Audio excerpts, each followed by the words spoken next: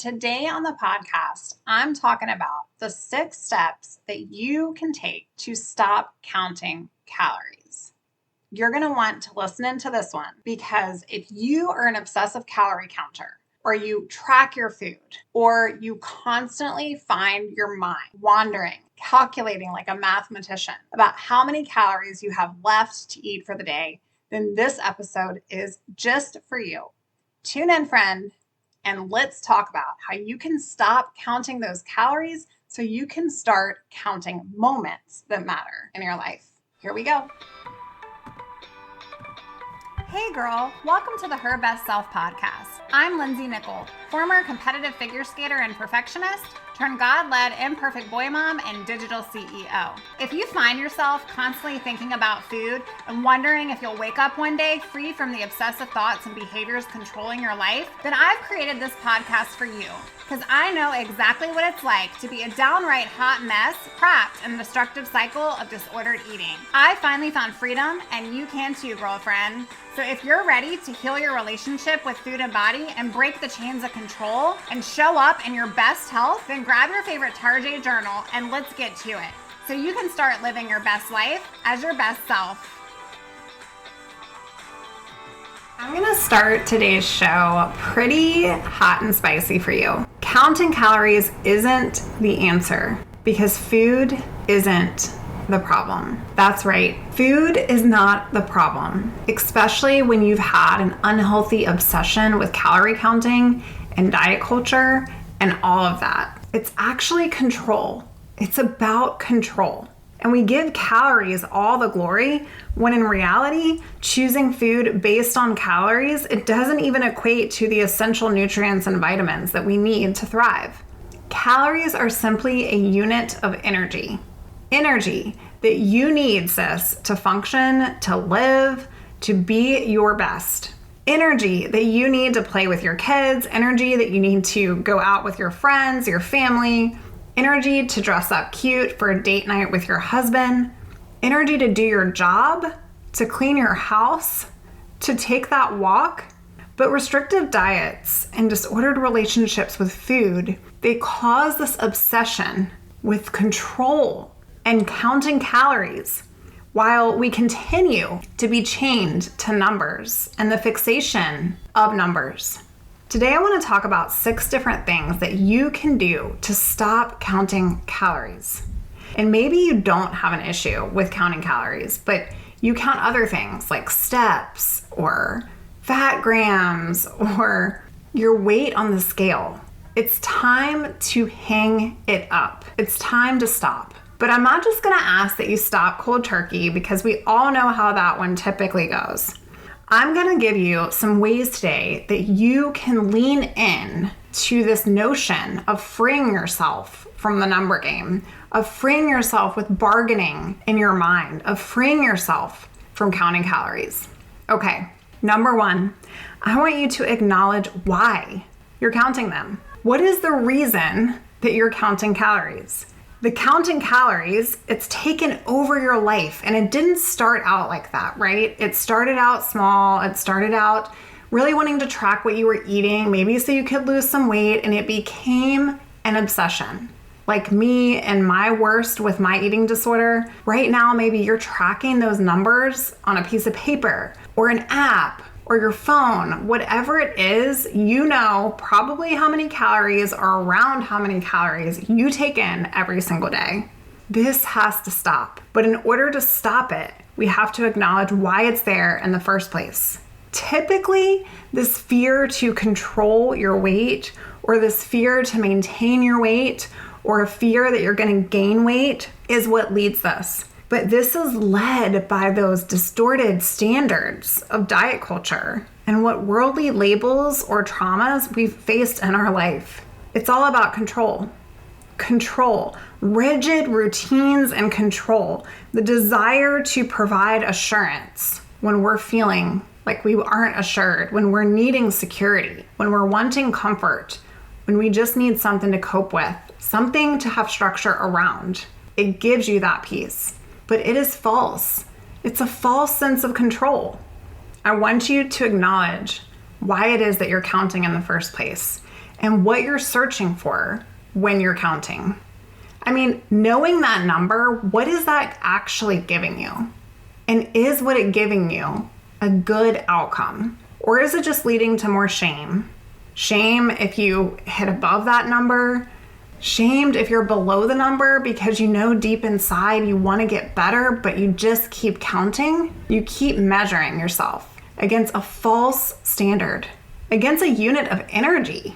I mean, how crazy is that? Number 2, I want you to transform your thinking around calories. I just mentioned that calories are actually units of energy, but don't you want more energy? I mean, aren't you tired of being tired? Energy isn't good or bad, it's just energy. When you think of energy, do you view it as bad?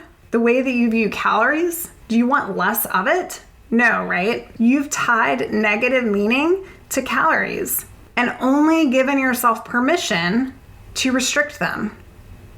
But see, your body wasn't created to be restricted from the very thing that it needs to survive and thrive at its best. Just like we need water every day to hydrate, we need food and calories to keep up with our day, to be energized. So why are we limiting them? I want you to start reframing the way that you're thinking about calories. And every single time you're thinking about restricting your calories, I want you to put on this thought of, I'm making the choice right now to restrict my energy. How does that feel? I don't know about you, but I can use all the energy that I can get.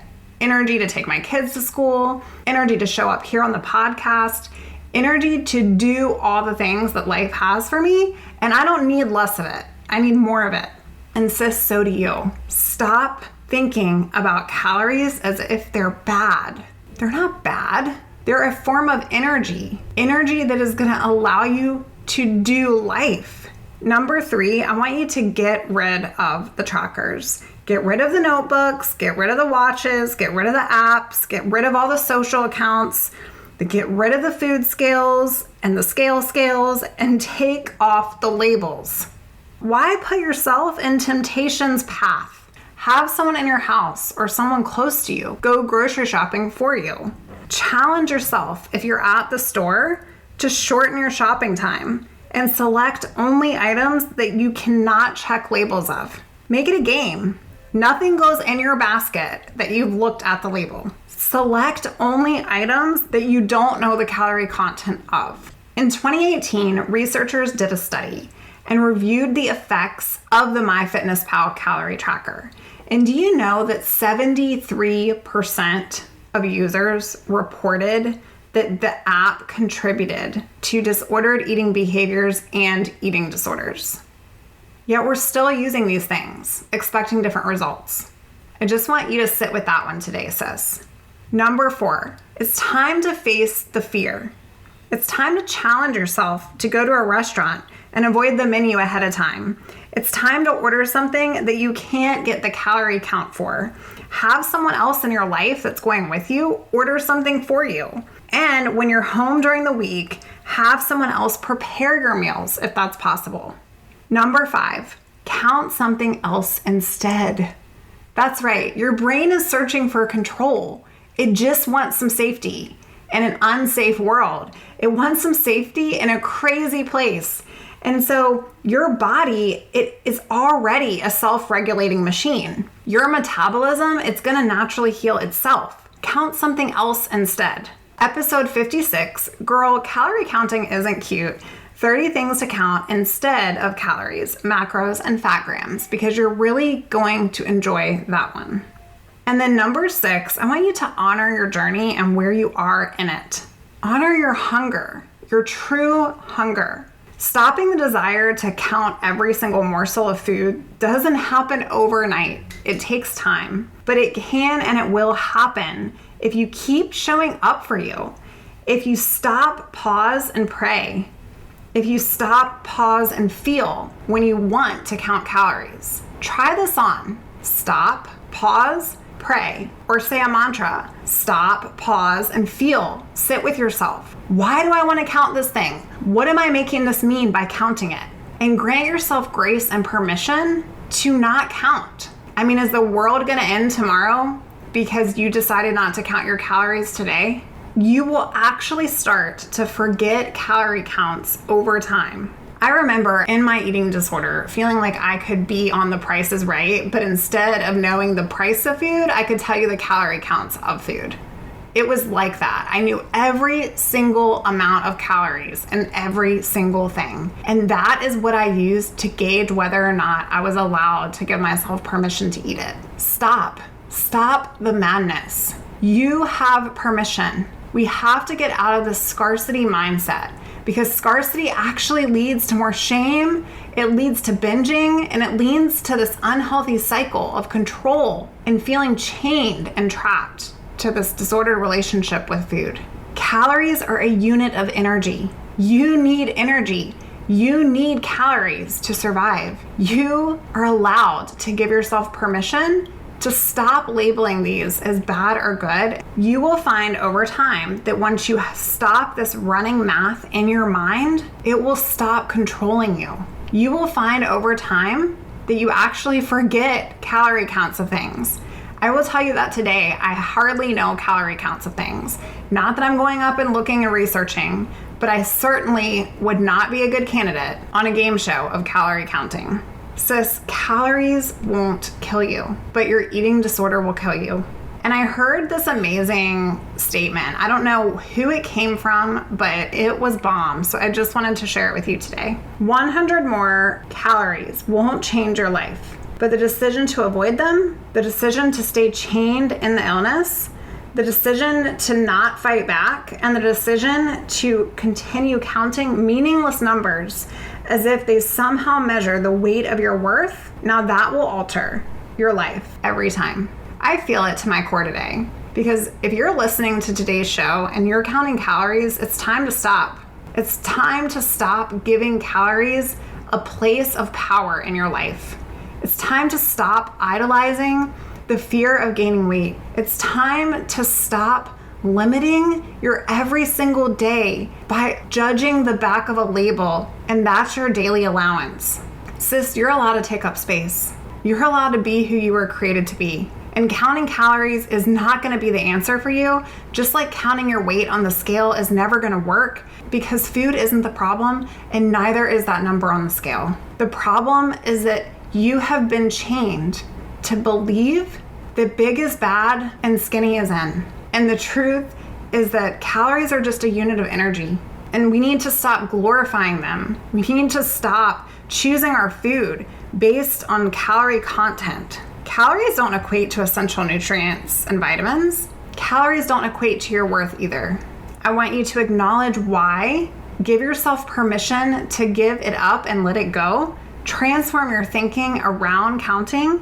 Get rid of those trackers, those triggers, those watches, those apps. Face the fear and challenge yourself to lean into it. Count something else instead of calories.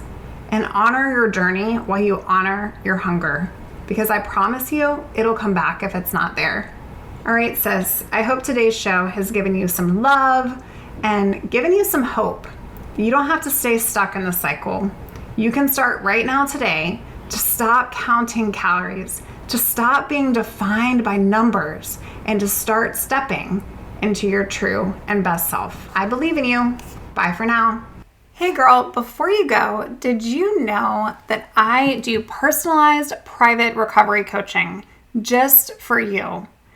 I cannot wait to help you find freedom from your eating disorder, to find freedom from those crazy, unhealthy habits and behaviors that you have been struggling with for years. I have so many clients that are finally done with this disordered relationship with food, done with binging, done with purging, done with restricting, all because they decided to step into the best version of themselves and to give up this belief that they just couldn't do it. They decided to get support and help. And sister, that's what I'm here to provide for you today. So if you're looking for that support, come on out to lindsaynickel.com, fill out a client application, and we will chat to see if coaching would be a great fit for you. I can't wait to talk to you soon. See you on Thursday. Oh, friend, thank you so much for letting me share what was on my heart today. My hope for this podcast is to help more women find freedom from food and body. If this has empowered or blessed you, let me know. I'd be honored for your rating and review of my show, and I'd love to connect with you in my private Facebook community. You really can move from perfection to purpose. Let's break the chains together. I'll help navigate the way. Until next time, bye for now, girl.